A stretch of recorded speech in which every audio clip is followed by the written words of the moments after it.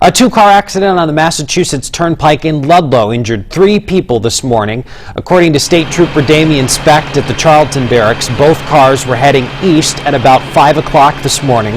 Ludlow Fire Department Captain Jeff Lavoie told 22 News firefighters used the jaws of life to free one of the drivers who was trapped in his car, and it was nearly an hour before the damaged cars were cleared from the highway.